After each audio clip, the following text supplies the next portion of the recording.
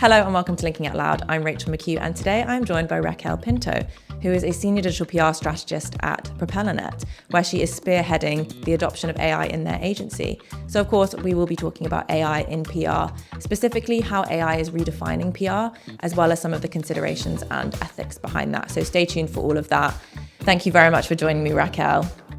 Thank you for having me. Really excited to have you on the podcast and to chat all things AI. But first, always good to have a bit of an introduction. So if you could give us some background to yourself, your experience in PR, and what got you so interested in AI? So I've been officially working in digital PR since December 2020. So 5 years, it feels like an eternity. It feels like the only job I've ever had, if I'm completely honest. And what I find really interesting whenever I talk about AI is telling people I am not a techie person at all. I've never been interested in tech. I did not have a tech background. I studied economics and then I went to law school. So it's about as far from tech as you can imagine. But when AI started coming into play and all of the conversations, I think at first I was really interested in the ethical dilemma that everybody was discussing in terms of like the effects that it could have on digital PR. And then I put on my skeptical hat and said, before I sort of jump the gun here, let me learn about it and what it means for digital PR and just for marketing in general as much as I can before I take a very radical stance on the topic. And I ended up finding it really, really helpful in terms of like the tools that we were using in the team and also seeing the potential of how it could redefine the work that we're doing in the future. And so I became a very big proponent of how to use it ethically and consciously in our work. And now I'm sort of like working a lot on within the digital PR team on AI and also sort of the larger GEO direction of the company. It sounds pretty interesting. What a transition from economics and law school into digital PR, first of all, and then cool that you sort of went into the AI thing as a bit of a skeptic almost, not so sure about things, and then found the things that work, the things that maybe don't work so well. And yeah, with 5 years in digital PR, you've kind of been there for the whole, I don't want to say AI revolution, but the AI boom, essentially. I think people used to see it as a bit of a revolution. I thought it was just going to change everything. But we've kind of learned, okay, it came into our lives and now we know what it can, but also what it can't do. And it probably isn't going to take our jobs just yet. It's not going to replace digital PR, but it is definitely changing how we do our work and also how we're expected to work as well. So how would you say that AI is redefining what PR looks like and what good PR looks like? I like how you pose the question as redefining and not changing and not eliminating, because I definitely think it's about redefining what we think of as digital PR and how it could possibly change. Like, I remember when digital PR was called content marketing. Like, we didn't even call it digital PR. And so it's sort of a very natural evolution. And I think right now with AI, we're seeing that it's just not just about reach or links. It's really going back to creating stories that generally connect with people and actually show up in the places where audiences are searching for, and like the sort of AI tools they're using now to look into information. We've had basically a Google monopoly of search. And so naturally, what we thought was good digital PR was links and rankings and showing up on Google. And with AI, we're seeing that sort of AI overviews, Reddit, Wikipedia, all of that matters as well in the ways that people are searching for information. So smart PR really is those campaigns that are showing up in those places and that are connecting emotionally with people. Because if your campaign isn't connecting with people and showing up where they search, then sort of it's kind of invisible, let's be honest. You're not in large language models. If you're not in AI summaries, if you're not in Reddit threads, then you're sort of like, oh, what was the point of the campaign? My audience isn't seeing it, and therefore I don't have results. The best example I have for this, because I feel like people sometimes get a bit too caught up in, oh, this means I need a content page or something like that on my website. And it's like, no, AI is fully redefining it. For example, our Bluest Water campaigns with CV Villas, which recently won the Digital PR Campaign of the Year award at the Digital PR Moment Awards. Congrats. Thanks so much. It was great. It was a great campaign. It didn't have a landing page, and it is being picked up by AI. If you search for what are the world's bluest waters right now, on AI overviews, CV Villas campaign is there without a landing page. If you ask Perplexity or ChatGPT, the campaign is there. And the reason behind it isn't because we had an on-site content page. it's because we had a really clear methodology, but we also had the media validation. We had a link on Wikipedia Italy. We had people discussing it. We had lots of different links pointing to it. And the conversational tone of it was the world's bluest waters, CV Villas. So it's like the contextual element of it really is what AI is using to redefine good PR. That's really interesting, especially the idea of media validation. So we've had Yes. similar conversations about, okay, people want to appear in these AI overviews now.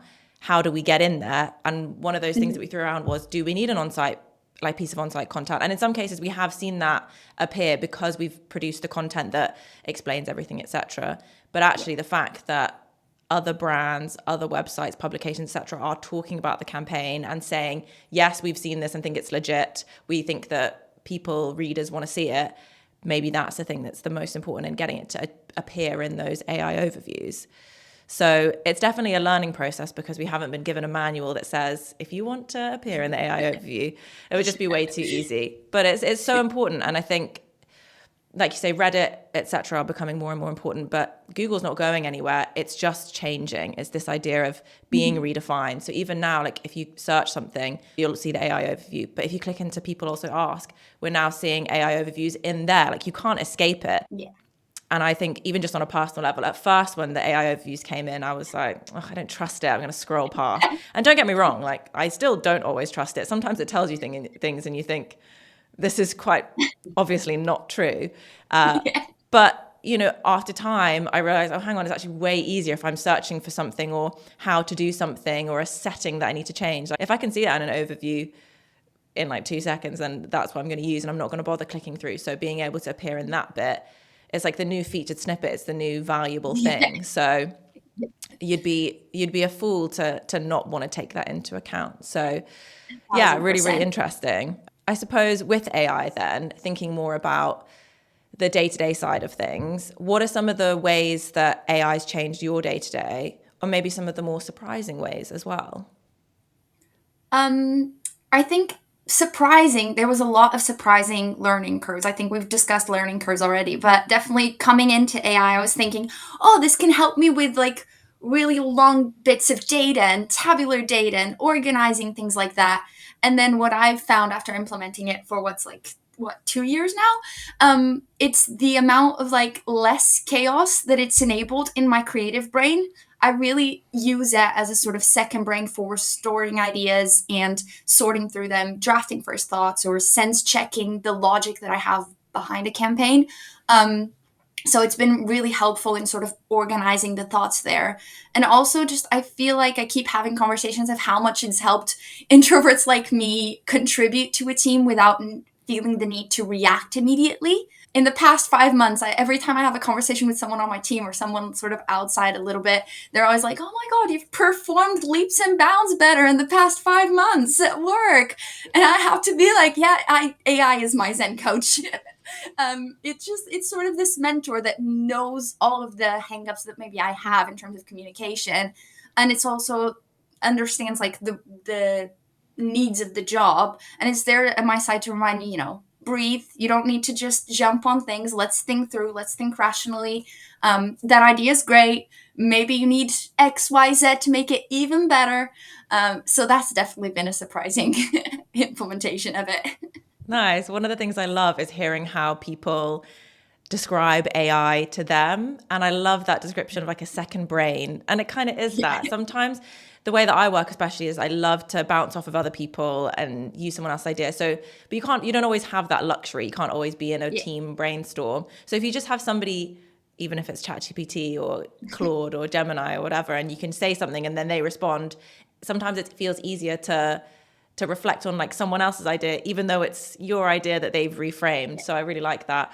A couple of weeks ago, I was speaking to somebody and they described ChatGPT as like her bestie. And she'll always like ask about certain things. And it's like, yeah, ChatGPT can be your bestie and it can be your second brain. Like if it's not necessarily about using ChatGPT to do your work, but how can you use it to make your brain function better and have like the capacity and the space to then do your work better. So if it helps organize your thoughts or organize your ideas, or it saves you a bit of time proofing something so you can actually spend your time and your brain power on the more important stuff, like that's quite a nice way of thinking about it. And I think we've all been kind of surprised about how we ended up using it. I know at the beginning I kind of thought, oh my God, this is going to change my life. I'm going to write whole press releases like with ChatGPT. And then you did one and you're like, oh, well, that's no good. Let me rethink what can I actually use it for. So yeah, I like that. Do you have any favorite tools, or what AI platforms do you tend to lean towards? I think ChatGPT is sort of my go-to baseline for any sort of general ideas. If it comes down to big sets of data and trying to figure out like methodologies and stuff like that for campaigns, I love Julius.ai. Not sponsored, just a really great Oh, tool. Really recommend it. okay. Um, and then who was I talking to? Oh, I really like Claude. If you have a Yeah. pro account, I definitely recommend using Claude more often for writing. I think it's a very conversational tool. It genuinely feels like you're speaking to somebody. So I do find Claude also really helpful. Yeah, I'm a Claude fan for exactly that reason. I think if I'm doing something more in my brain, I split it into if it's more serious or just like information, then I'll go to ChatGPT. Like if the other day I wanted to find out, give me a list of all the counties in this part of the UK or whatever it is. It's great for that. I really trust it for those kind of things. But then if I want to look at content or I want to reword something or proof something, I'll ask Claude because it feels much more natural in terms of like the actual language that it produces. There's still obviously some giveaways that it's AI, but it just feels more like you say, you're talking to a normal human. Or when the Yeah. content, it turns out, feels a bit more like me versus ChatGPT, which will be let's delve deeper and seamlessly integrate. And you think, I don't think I've ever said either of those things. Yeah, so it's interesting. But earlier you were talking about how it helps your sort of creative brain, or it gives you that space to be creative, which is one of the things I really want to delve deeper into today, to coin a phrase. Because I think a lot of people think of AI in a very functional way. It's really useful for efficiency and that sort of thing. But you don't automatically associate AI with creativity. So it'd be cool to get your thoughts on this. Do you find that AI is helpful in your creative process? If so, how and why, I suppose? In my creative process, or in terms of like AI being helpful in ideation, I use the metaphor as like a really great springboard, but not the final jump. Um, so it's basically like I come up with the idea as a human being, and then I use it sort of to challenge any assumptions that I have about a client or sort of the audience that I'm looking at, or test different angles, or like I'm given a brief by a client and have it reframe it and maybe find things that weren't there before, because it has the entire information of the internet in it. Yeah. So why not use it to test, to test what we think. But the oomph, the big jump, it comes from the human insight. It comes from us knowing what makes people feel something. The best ideas that we've had in our team, the ones that won awards and things like that, always came from looking at the people that we know in our lives, or looking at who the audience is and being like, what else do they struggle with? Oh, my partner keeps getting overbooked on flights and traveling without his friends. So maybe that's a really travel insurance story idea there. And just looking at all of the things that are happening in your life, that's where the best ideas come from. That being said, obviously, AI is there to help you think of ways that you haven't thought of before. Maybe you just think, oh, it's a travel insurance for 50 plus, and you start thinking about people that are geriatric traveling. It's like, no, people that are 50 plus can be pretty active and still want to bungee jump, and maybe there's an idea there about daredevils. So it's really helpful there. And then sort of obviously behind the scenes, the ideation process is not just like coming into a brainstorm idea session. You have to have third party briefs, and having AI there is like this separate entity that isn't in the story, to make sure that what you're giving is like really clear and concise. If you've got like a really lengthy press release and piece of content, getting it to tell you like, where are you repeating yourself? Is there better flow, better structure there? And even pre-ideation, we make a lot of ideas briefs for the team because we have a lot of different team members coming into ideation that maybe don't know the client as well. And having sort of giving AI a really well-performing brief and saying, this is the brief I have right now. These are the best briefs that we've ever created. What am I missing? What context or information am I not delivering? All of that is really helpful. So when we think of ideation in AI, I like to sort of broaden the horizon of what it can do, besides just sitting there and being like, this is the press office story you should make. Yeah. Give me 10 ideas for a campaign. Yeah. Yeah. Yeah. If you've ever done that, which I feel like at the beginning we all kind of have, you'll realize very quickly that it's just not going to cut it. But yeah, I think what you're describing is this idea that AIs can be there at every step of the process, just on the outskirts, making everything a bit cleaner. So you're not spending loads of time just like, oh, what should I put in the brief? How can I explain it to someone else? Because often, you'll be on a call with a client, you're chatting about the campaign and what they want, and it's really clear to you. But there's 3 other people in the brainstorm. How can you communicate that to them well? So having AI to clean up that brief, that makes that process easier. And then you can just dedicate your time and your thoughts to coming up with cool ideas and then getting some reflections on it, or thinking of, sometimes I'll ask for lists of buzzwords that relate to a topic and then just use that as my mind map to then think of other ideas. So it's sort of in that way that AI is there supporting, but it's never going to come up with the ideas. So I guess that's how you balance the efficiency of AI with still being original. Yeah. Because I think when it comes to campaign ideas, it's not necessarily the case that you can tell that it's made up by AI. It's not necessarily the case that you can tell that it's made up by AI. By AI, it just really doesn't roll off the tongue.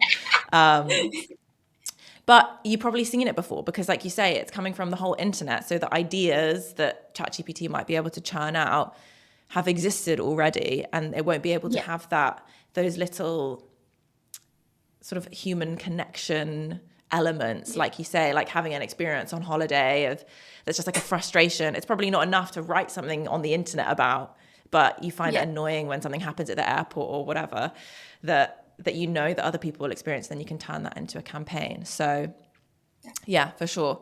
It's definitely a tool that people can use. And obviously we're talking about this in the context that we use AI quite a lot, probably in very similar ways to support the work that we're already doing, and be more efficient at it. But not everyone's the same. And even across the agency here, you can kind of see that some people are more into it than others. What do you think are some of the blockers that stop people getting on board with AI, and what would you say to them to try and convince them to explore some more ways of using AI in your work? I think for anybody, any digital PR professional that is trying to figure out where AI comes in, I always like to explain sort of my philosophy is that AI helps with volume and structure, but I keep the magic and the judgment.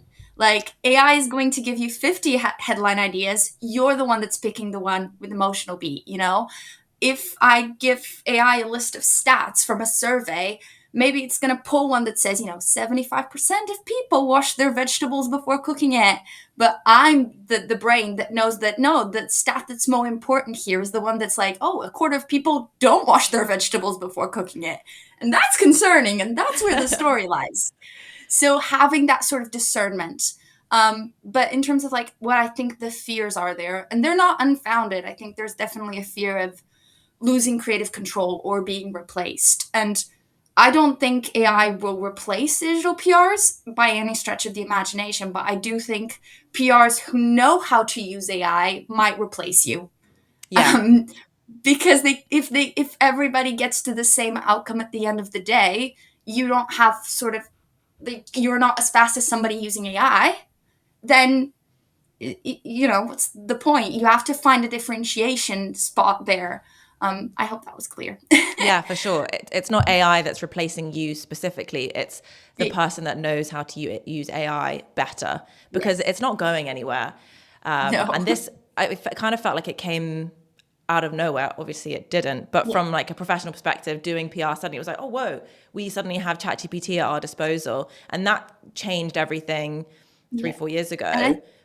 Definitely. What's next? And there's also that fear of the industry changing and just becoming obsolete is, again, a super normal fear to have as a digital PR. And it's sort of up to you to adapt and figure out, the same way I did when I started, to figure out, you know, what are your ethical boundaries. Like, I think another thing that really stops PRs is this lack of clear guidelines. Nobody's telling you it's okay to automate this. This is where we need the human element of it. So I think the PRs who will thrive with AI are the ones who know when not to use it, are the ones who have a very clear ethical moral standing and know, like, I'm not going to use it for this, but I might use it for that, that, and that because it's really fast. Yeah, exactly. What are the do's and don'ts? And Yeah. but I think it's not so clear because at the beginning people didn't know. So as we have more time that we've had with AI, or as we've been able to use it for longer, people are learning, okay, this isn't okay, this is okay, or this is what people are comfortable with versus aren't. This is what ChatGPT is going to do with the data that you put in with it. So don't put this private information in, that sort of thing. So yeah, it's definitely evolving. Is that something you've worked on as internally as an agency? Do you have like a set policy? Yeah.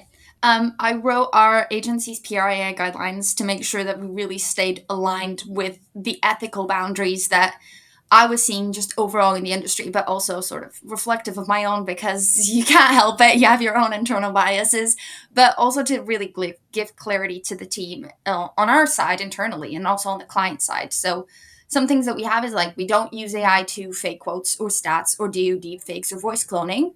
That's a very basic line. And also in terms of, like, we always have transparency and verification and human oversight. Those are non-negotiable. AI has biases. We often say it's like this overeager intern. It's like it's incorrect because it wants to be helpful. So it's up to us to have that boundary and have that sort of thing clear in our heads. Yeah, I think those are some very basic things that you might not necessarily think of until it arises, but you should definitely set those sort of boundaries. Is that something you share with clients to let them know this is what we are and are not doing? Yes, it's on our website. It's when, like, new business comes in, there's like a very, I think it's so interesting that we had to have that created in the first place to be very clear of where our ethical boundaries lie as an agency and just as individual team members to know what is right to do with AI, what isn't right to do with AI, and sort of giving people that guidance so that I think the more guidance you have, the more you feel like, oh, I know what I can use. So let's look at all the AI tools out there. And having that structure also helps you be more experimental. Yeah, and you kind of realize how much you can do.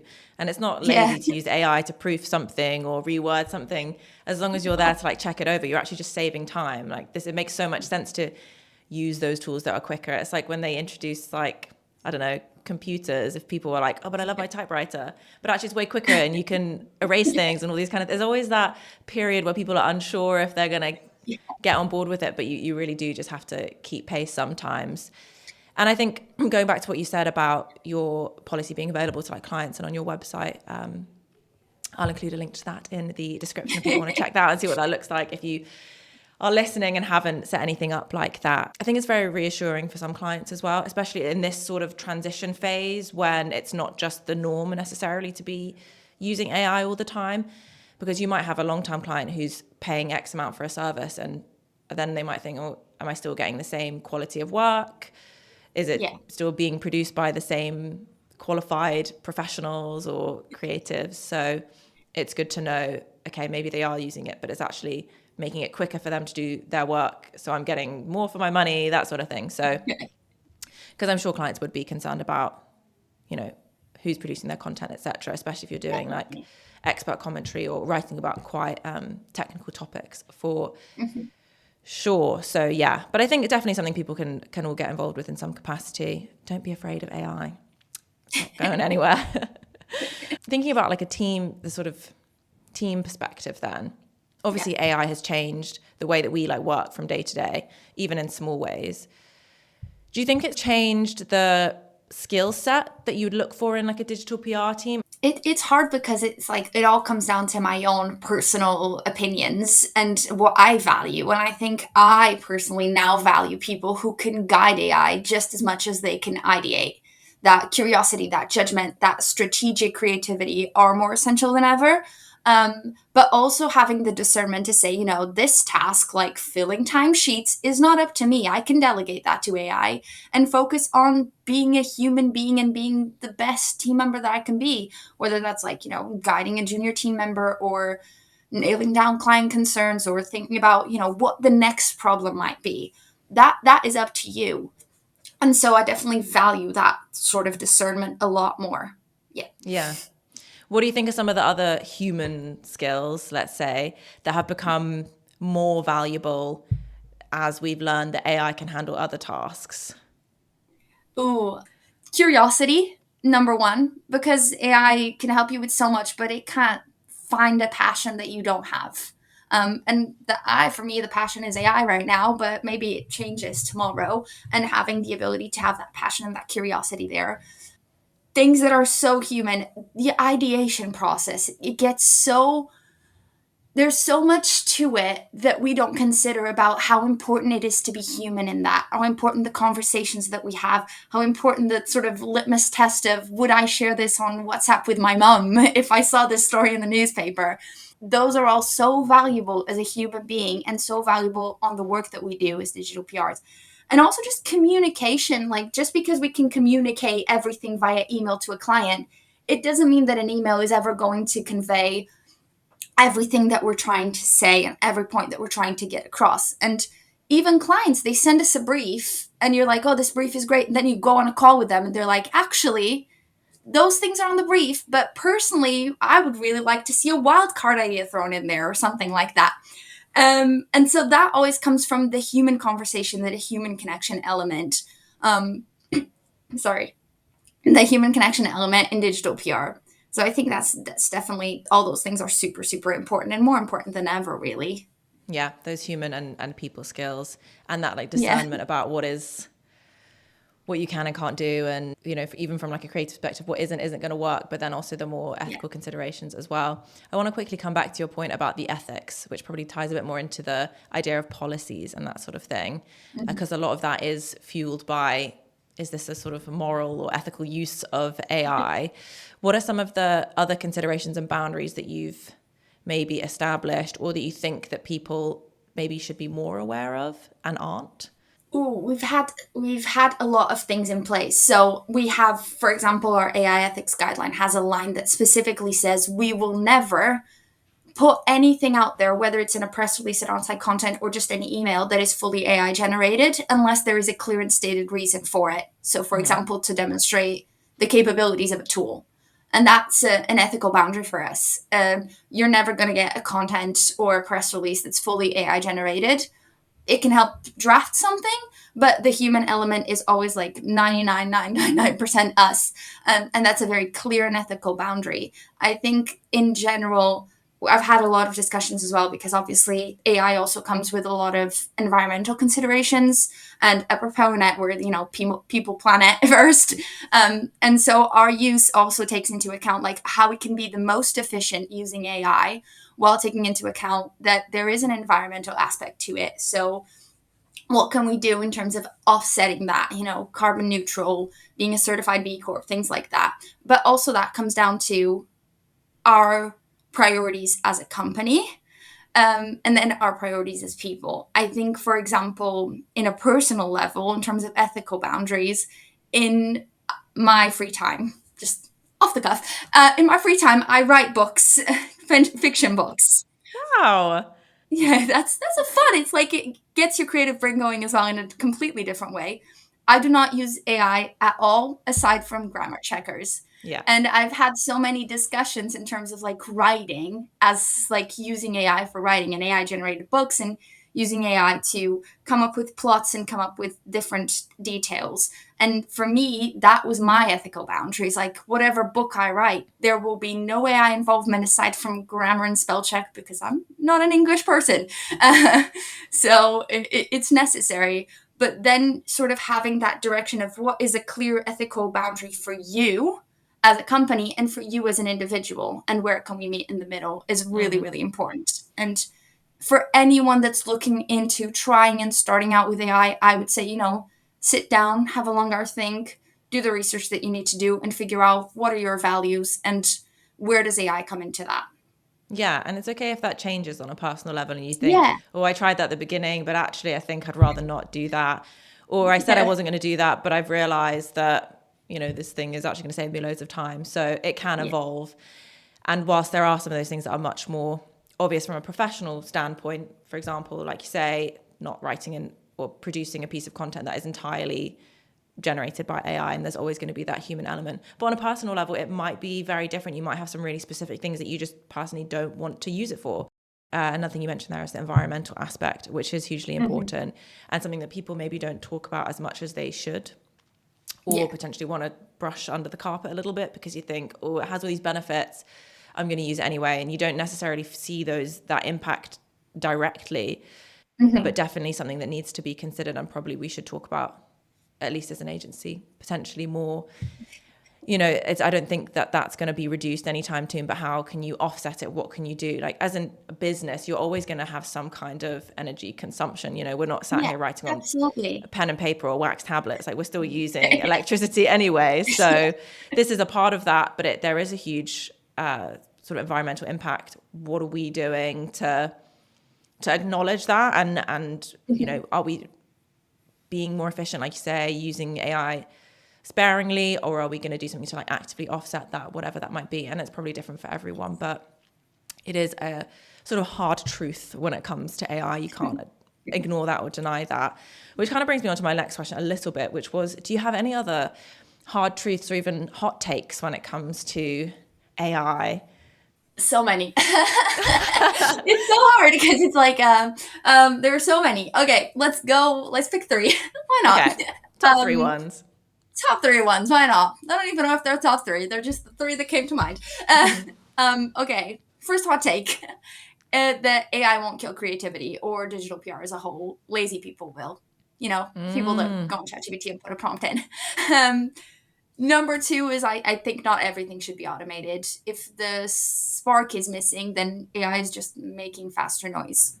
You're not doing anything innovative. You're not contributing anything. It's not really helping you, and it's not really helping anyone. And then the third one, and I think it comes down to sort of what we've been talking about, ethics and things like that, is sort of in our industry, marketing, digital PR as a whole, you don't get the privilege of saying AI is not for me. You need to understand it. You need to understand how it can impact your work and impact the future of digital PR marketing, and then create your own boundaries of where you will not use it, and then adapt. There's a way you value brand mentions need to change. There's a way you insert a client's brand name in a press release, need contextual keywords around it to be picked up by large language models.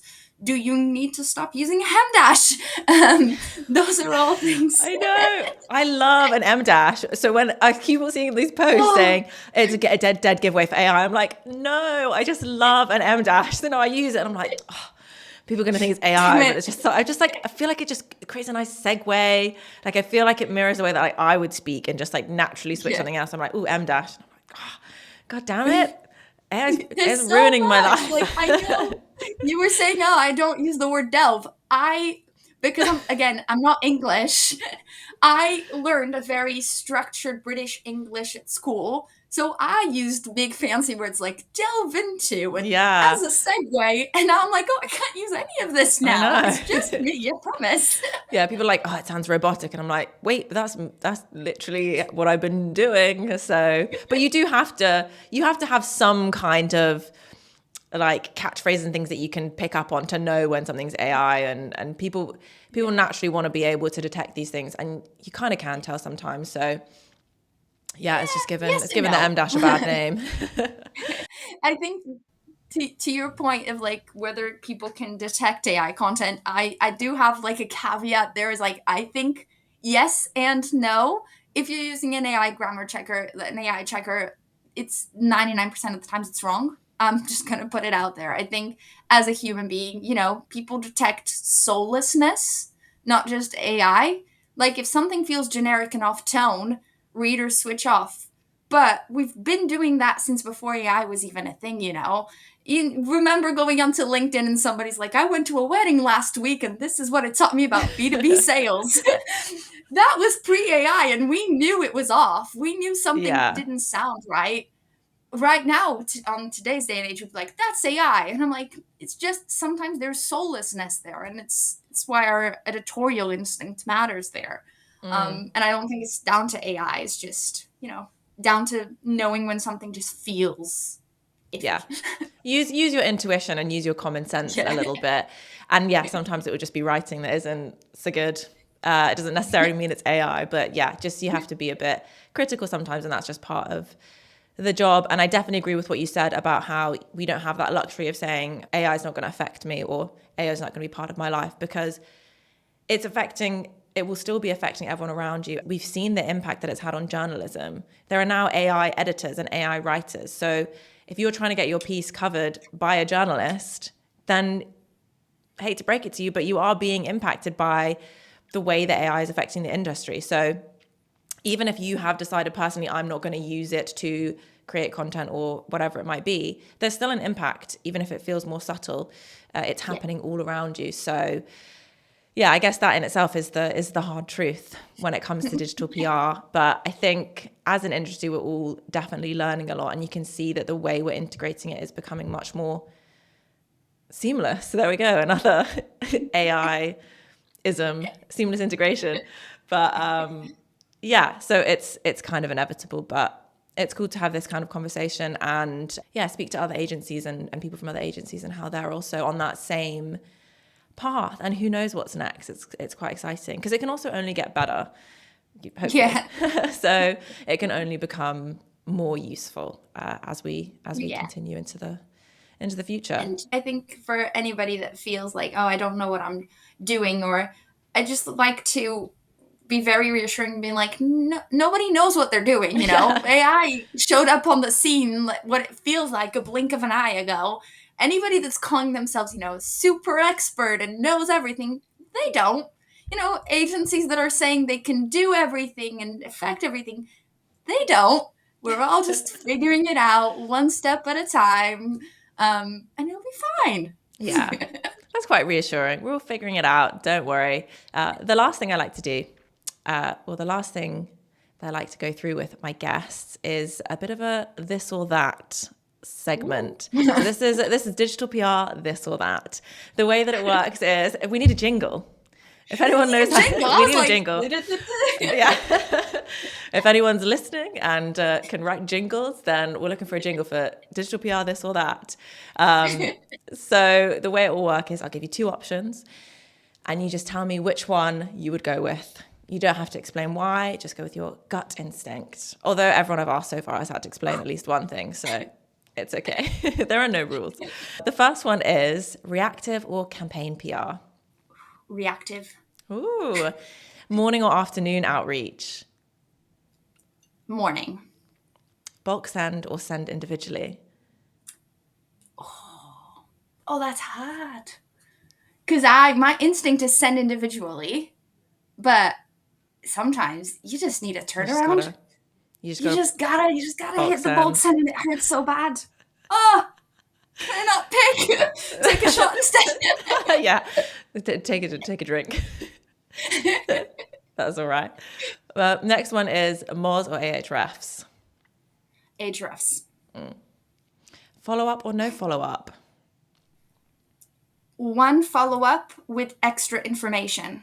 Nice. Yeah, add more. Next one is in-person meetings or virtual meetings? Virtual. I'm a big introvert. It's like, I just feel like in person there's too much stress. I start sweating. We don't want that. Definitely don't want that. Virtual it is. And then finally, quite apt, ChatGPT or Gemini or Claude, bonus third. ChatGPT. The OG. The OG. Gotta respect it. Yeah, exactly. Power to ChatGPT. Well, thank you so much, Raquel, for joining me. It's been really nice to chat through all of that. I think we've got some great takeaways, some really interesting things that I'm sure people may not have heard before. So it's really cool to be able to pass that on. Thanks so much for having me. Well, I think that's all we have time for today. Thank you very much to Raquel for joining me. Of course, I'll include her LinkedIn details in the description box so you can check her out and see what she's posting about. I'll also include the AI guidelines from PropellerNet so you can see what we were discussing earlier. Raquel's actually written an article really recently for The Drum about AI guidelines, so I'll add that as well because that's really relevant to what we've been talking about today. As always, don't forget to follow the podcast wherever you're listening to this. And do check out Distinctly and myself, Rachel McHugh, on LinkedIn for all of the latest updates on the podcast, as well as some of the insights and behind the scenes. Thanks very much for listening.